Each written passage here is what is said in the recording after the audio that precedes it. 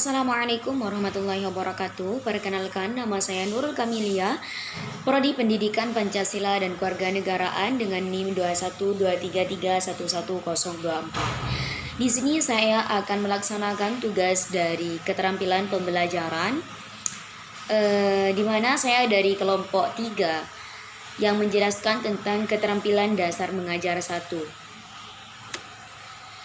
Nah, di sini keterampilan yang harus dikuasai itu ada 8 poin. Yang pertama bertanya, memberikan penguatan, mengadakan variasi, menjelaskan, membuka dan menutup pelajaran, membimbing diskusi kelompok kecil, mengelola kelas, dan yang terakhir yaitu mengajar kelompok kecil dan perorangan. Nah, kemudian sedangkan definisi dari keterampilan yang pertama yaitu keterampilan bertanya. Keterampilan bertanya merupakan ucapan atau pertanyaan yang dilontarkan guru yang menuntut respon atau jawaban dari peserta didik. Artinya, keterampilan bertanya itu adalah keterampilan yang paling sederhana dibandingkan dengan keterampilan lainnya. Keterampilan bertanya merupakan keterampilan yang bersifat mendasar yang dipersyaratkan bagi penguasaan keterampilan berikutnya. Untuk dapat menguasai keterampilan memberi penguatan, Anda dituntut untuk sudah menguasai keterampilan bertanya atau dengan kata lain. Nah, seorang guru itu harus mempunyai keterampilan. Di antaranya yang pertama yaitu keterampilan bertanya kepada murid. Apakah murid tersebut sudah paham terhadap apa yang dijelaskan oleh seorang guru? Sedangkan tujuan keterampilan bertanya itu mempunyai 3 poin. Yang pertama, memperoleh informasi. Yang kedua, meningkatkan terjadinya interaksi antara guru dengan siswa dan antara siswa dengan siswa. Yang ketiga, mendorong siswa berpartisipasi aktif dalam kegiatan pembelajaran. Nah, ini adalah 3 poin tujuan keterampilan bertanya. Next, kemudian 4 alasan guru menguasai keterampilan bertanya. Yang pertama, guru masih mendominasi kelas dengan metode ceramahnya. Yang kedua, membiasakan anak bertanya. 3, penerapan pendekatan cara belajar aktif. Yang keempat, berfungsi untuk menguji pemahaman siswa. Ini adalah 4 alasan kenapa guru harus menguasai keterampilan bertanya. Kemudian ada banyak poin tentang fungsi pertanyaan. Di antaranya penerapan belajar aktif, merangsang siswa memberi pertanyaan sendiri, menstrukturkan tugas-tugas hingga kegiatan belajar, dan membangkitkan minat dan keingintahuan siswa tentang suatu topik, memusatkan perhatian pada masalah tertentu, kemudian mendiagnosis kesulitan belajar siswa, dan yang terakhir langsung saja memberi kesempatan belajar diskusi dan membantu siswa menyatakan perasaan dan pikiran. Kemudian komponen keterampilan bertanya itu hanya mempunyai 2 poin. Yang pertama, keterampilan bertanya dasar dan keterampilan bertanya lanjut. Poin yang pertama yaitu keterampilan bertanya dasar. Sedangkan keterampilan bertanya dasar itu ada beberapa poin. Yang pertama yaitu pengungkapan pertanyaan secara jelas dan singkat. Artinya seorang guru hendaknya singkat dan jelas sehingga mudah dipahami oleh para siswa. Dan pertanyaan yang dibuat dapat menggunakan struktur kalimat sederhana serta kata-kata yang sudah dikenal oleh para siswa, agar siswa dapat lebih mudah untuk mengerti apa yang dipertanyakan oleh seorang guru. Kemudian ada keterampilan bertanya lanjut. Artinya sebuah keterampilan yang mendasarkan penguasaan keterampilan bertanya dasar, yang berarti bahwa ketika menerapkan keterampilan bertanya lanjut, guru juga menerapkan atau menggunakan keterampilan bertanya dasar, yaitu pengubahan tuntunan kognitif dalam menjawab pertanyaan, pengaturan urutan pertanyaan, penggunaan pertanyaan pelacak, meningkatkan terjadinya interaksi. Nah, keempat komponen tersebut adalah salah satu poin dari keterampilan bertanya lanjut. Kemudian di poin keterampilan bertanya itu adalah ada prinsip penggunaan, yaitu kehangatan dan keantusiasan. Kemudian menghindari kebiasaan-kebiasaan berikut, memberi waktu berpikir, mempersiapkan waktu pokok yang akan diajukan, menilai pertanyaan yang telah diajukan. Nah, ini adalah tugas guru tugas guru yang memberi pertanyaan kepada murid. Intinya seorang guru ketika sudah memberikan pertanyaan kepada murid itu harus menilai pertanyaan yang telah diajukan. Kemudian seorang guru harus mempersiapkan waktu yang akan diajukan. Kemudian guru memberikan waktu untuk berpikir kepada siswa atau mahasiswa atau murid-murid lainnya. Kemudian ada keterampilan memberi penguatan. Keterampilan memberi penguatan adalah respon yang diberikan terhadap perilaku atau perbuatan yang dianggap baik yang dapat membuat terulangnya atau meningkatnya perilaku atau perbuatan yang dianggap baik tersebut. Contohnya seperti sikap sehari-hari kita, meskipun banyak hal tersebut tidak kita sadari. Seperti kita berterima kasih karena sudah diberikan sesuatu oleh orang lain, atau seorang ibu yang memberi pujian kepada anaknya karena sudah membereskan tempat tidur, atau seorang anak diberi hadiah karena berhasil memenangkan lomba apapun itu. Semua hal tersebut adalah penguatan yang dapat membuat orang yang menerima penguatan tersebut merasa senang dan akan meningkatkan perbuatan yang diberi penguatan tersebut. Kemudian ada tujuan penguatan yang mempunyai 5 poin. Yang pertama, menimbulkan perhatian peserta didik. Yang kedua, membangkitkan motivasi belajar peserta didik. Yang ketiga, menumbuhkan kemampuan berinisiatif secara pribadi. Yang keempat, merangsang peserta didik berpikir yang baik. Yang kelima, mengembalikan dan mengubah sikap negatif peserta dalam belajar ke arah perilaku yang mendukung belajar. Hal tersebut adalah tujuan dari penguatan. Kemudian next ada jenis-jenis penguatan. Yang pertama, penguatan verbal, penguatan non-verbal, penguatan tak penuh. Penguatan yang pertama yaitu penguatan verbal. Penguatan verbal itu tersendiri yaitu penguatan yang paling mudah digunakan dalam kegiatan belajar yang dapat diberikan dalam bentuk komentar, pujian, dukungan, pengakuan, atau dorongan yang diharapkan dapat meningkatkan tingkah laku dan penampilan siswa. Dan komentar, pujian, dan sebagainya tersebut dapat diberikan dalam bentuk-bentuk kata atau kalimat. Kemudian yang kedua yaitu penguatan nonverbal. Penguatan nonverbal itu adalah ditunjukkan sebagai perlakuan kita kepada seorang murid. Gerak-gerik kita mulai dari mimik dan gerak badan, gerak mendekati, sentuhan, kegiatan yang menyenangkan, pemberian simbol dan benda. Contohnya seperti gerak mimik dan gerakan badan, yaitu kita memberikan senyuman kepada siswa, memberikan anggukan, tepuk tangan atau acungan ibu jari kepada siswa, yang mana siswa tersebut merasa senang ketika melihat guru memberikan respon kepada seorang siswa tersebut. Kemudian ada penguatan tak penuh, yaitu penguatan diberikan untuk jawaban atau respon siswa yang hanya sebagian benar, sedangkan bagian lainnya masih perlu diperbaiki. Untuk itu, seumpamanya guru itu berkata, bagian pertama dari jawaban Anda sudah benar, tetapi alasan yang Anda berikan belum mantap. Nah, hal tersebut adalah salah satu penguatan tak penuh, di mana guru memberikan jawaban, respon kepada siswa itu hanya sebagian saja yang benar, tetapi sebagiannya lagi itu tidak sempurna. Kemudian poin C yaitu prinsip penggunaan. Agar penguatan yang diberikan guru itu dapat berfungsi secara efektif, guru hendaknya memperhatikan prinsip-prinsip pemberian penguatan sebagai berikut, yaitu ada 2. Yang pertama, kehangatan dan ada 3 poin. Yang pertama, kehangatan dan keantusiasan. Yang kedua, kebermaknaan. Yang ketiga itu menghindari penggunaan respon positif.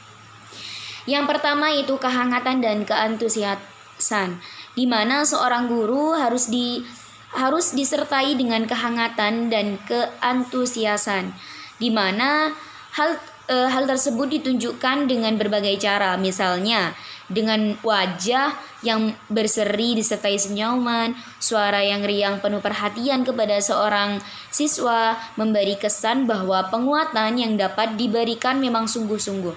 Sebaliknya, penguatan yang diberikan dengan suara lesu, sikap tak acuh, atau tidak terlalu banyak respon kepada siswa, itu dampak positifnya bagi para siswa itu sedikit. Bahkan banyak dampak negatif yang akan muncul kepada siswa, karena siswa tersebut akan merasa bahwa ucapan guru seperti itu hal tidak baik, hal kata-kata yang sangat tidak digunakan oleh seorang guru. Kemudian poin yang kedua yaitu kebermaknaan, di mana siswa memang merasa terdorong untuk meningkatkan penampilannya. Misalnya, guru mengatakan, model yang kamu rancang sangat menarik. Karena model yang dibuat siswa tersebut memang benar-benar menarik, sehingga siswa benar-benar merasa bahwa ia memang patut mendapatkan pujian. Kemudian pujian itu bermakna bagi siswa sehingga mendorong siswa untuk bekerja lebih giat dalam menciptakan model. Namun apabila model yang dibuat sangat kasar dan tidak sesuai dengan tugas yang diberikan, sebaiknya guru jangan memuji model tersebut, tetapi hanya mencoba menyadarkan bahwa model tersebut tidak terlalu baik. Begitu. Kemudian ada menghindari penggunaan respon negatif. Nah, ini adalah salah satu prinsip penggunaan yang wajib digunakan oleh seorang guru. Seperti seorang guru itu tidak boleh berkata kasar, cercaan, hukuman, atau ejekan. Atau karena guru itu adalah senjata ampuh yang dapat menghancurkan iklim kelas yang kondusif dan kepribadian siswa itu sendiri. Oleh karena itu, guru hendaknya menghindari segala jenis respon negatif tersebut. Jika siswa memberikan jawaban atau menunjukkan penampilan yang tidak memuaskan, maka guru hendaknya menahan diri dari keinginan mencelah atau mengejek jawaban atau penampilan siswa tersebut. Dan apabila jawaban siswa itu keliru, guru mengalihkan pertanyaan tersebut kepada siswa lain agar menghindari penggunaan respon negatif. Kemudian di keterampilan dasar mengajar 1 ada keterampilan mengadakan variasi. Variasi adalah keanekaan yang membuat sesuatu tidak monoton. Dan keterampilan dasar ini dapat kita kuasai apabila kita telah menguasai keterampilan bertanya dan keterampilan memberi penguatan. Oleh karena itu, sebelum memulai pelajaran keterampilan mengadakan variasi, yakinkan terlebih dahulu bahwa kita itu sudah menguasai keterampilan bertanya dan memberi penguatan. Adapun dari tujuan penggunaan variasi, yang pertama yaitu menghilangkan kejemuan dalam proses belajar mengajar, yang kedua mempertahankan kondisi optimal belajar, yang ketiga meningkatkan perhatian dan motivasi peserta didik, yang keempat yaitu memudahkan pencapaian tujuan pengajaran.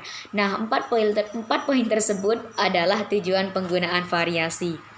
Sedangkan jenis-jenis variasi, ada variasi dalam gaya mengajar, variasi pola interaksi dan kegiatan, variasi penggunaan alat bantu pembelajaran. Yang pertama saya akan menjelaskan tentang poin yang pertama, yaitu variasi dalam gaya mengajar, di mana banyak sekali poin-poin dalam variasi dalam gaya mengajar.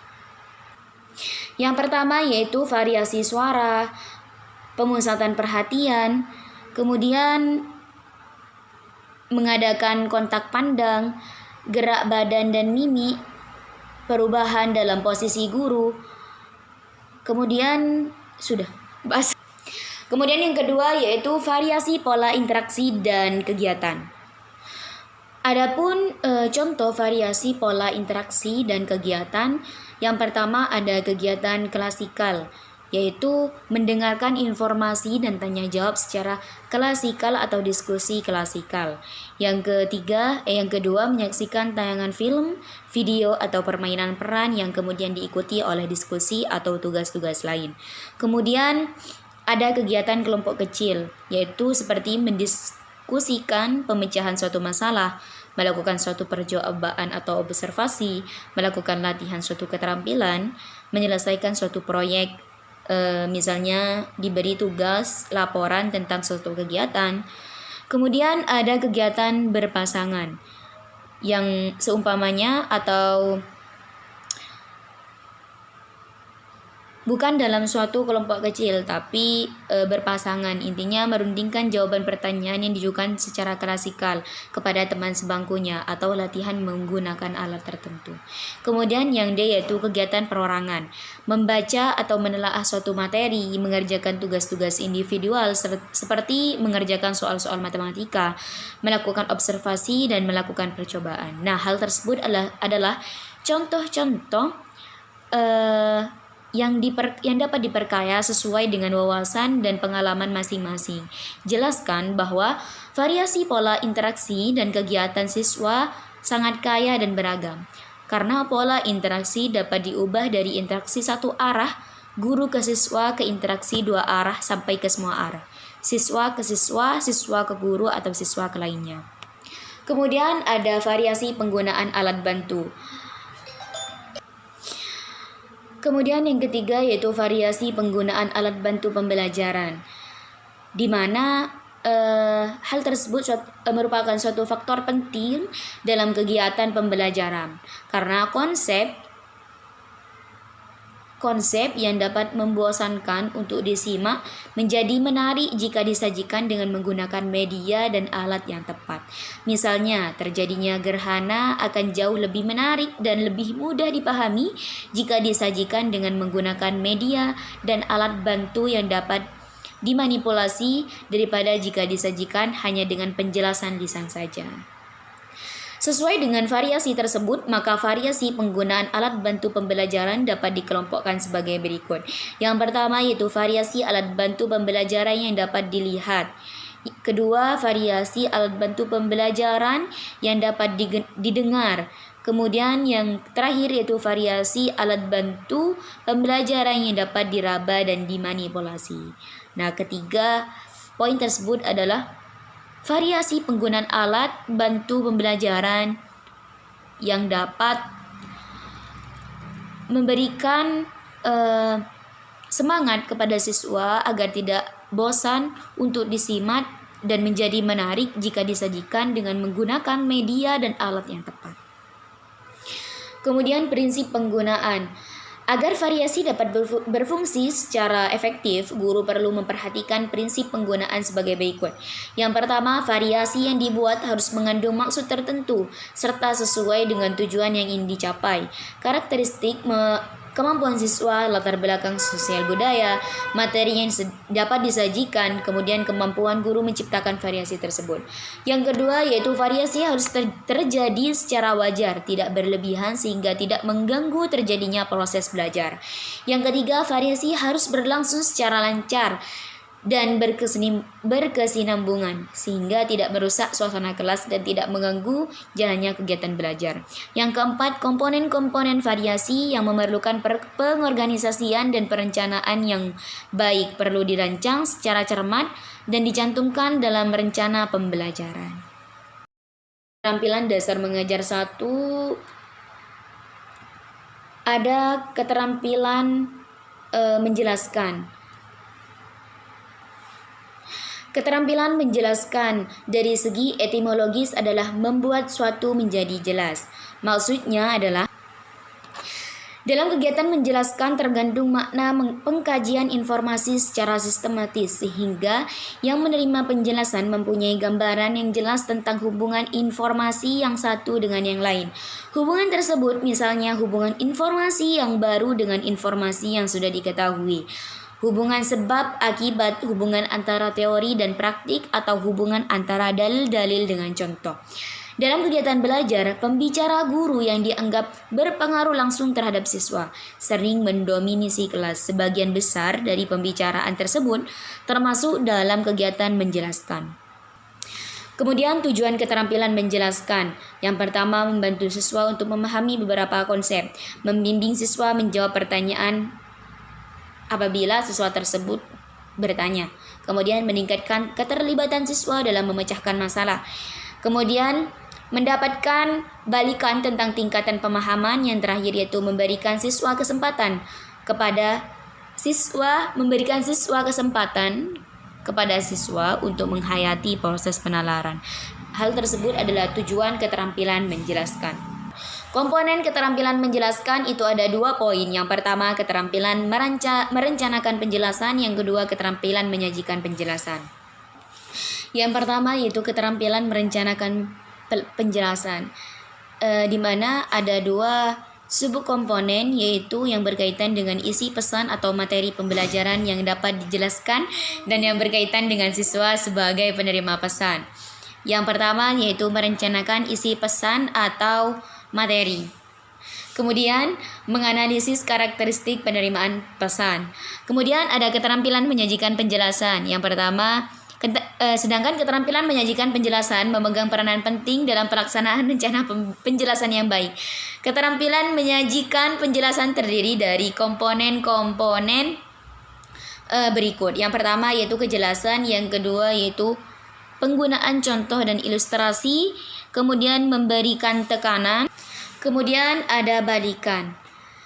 Kemudian ada prinsip-prinsip penggunaan dalam memberikan penjelasan agar guru lebih memperhatikan hal-hal berikut.